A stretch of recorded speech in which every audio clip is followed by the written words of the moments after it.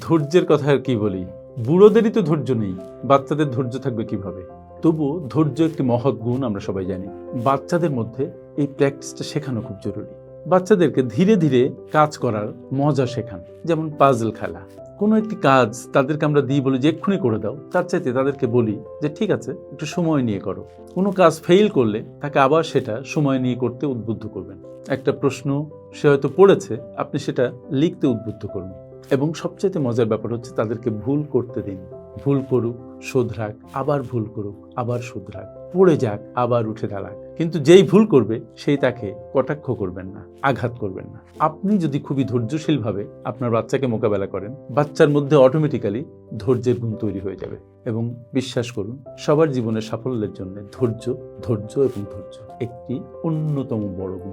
Thank you.